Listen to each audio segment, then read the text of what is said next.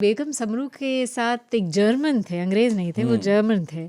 और अगेन मतलब मुझे लगता है उन औरतों में भी दिमाग था कि उनको वो उन्होंने फिर क्रिश्चियनिटी में उन्होंने बिल्कुल अपना बेगम समरू मज़हब में भी बाद में बदला। सरधना में बड़ा चर्च बना और आज भी बहुत बड़ी संख्या में लोग जुटते हैं वहाँ साल भर में। और मतलब और बेगम समरू का बड़ा नाम है क्रिश्चियनिटी को फैलाने में इंडिया में भी। बिल्कुल।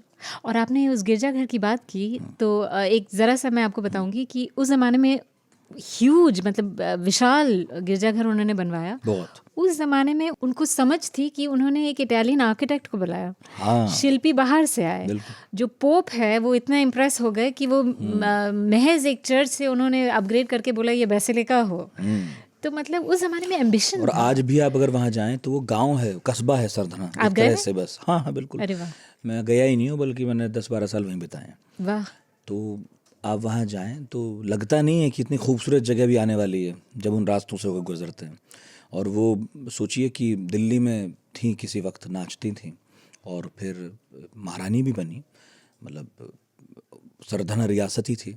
और इनफैक्ट उनकी बनाई हुई बहुत सारी बिल्डिंग्स पुरानी दिल्ली में अभी भी हैं। बिल्कुल। और उनके जाने के बाद बहुत तरह के कामों में उन्हें इस्तेमाल किया गया बिल्डिंग्स को, और अभी भी हैं। यस।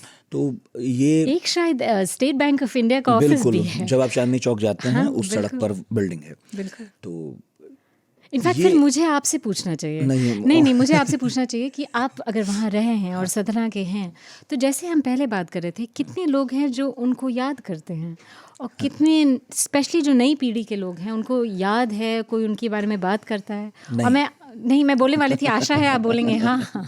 नहीं, ऐसा कुछ नहीं है। अब कोई याद नहीं करता उस तरह से। जो याद करने वाले हैं वो बस जानते हैं कि कोई नाचने वाली थी जिसने बनाया। लेकिन वो जो एक पूरी जर्नी है वो, प्लस जो आप पहलू अभी बता रही थी बहुत सारे, देखिए ये एक पहलू हो सकता है कि वो तवायफ थी, सेक्स वर्कर्स भी हो सकती हैं वो। लेकिन जो दूसरे पहलू हैं, जैसे एक ये हुआ बेगम समरू का कि कला की बड़ी पारखी थी, तो इटली से बुलाना ट्रू।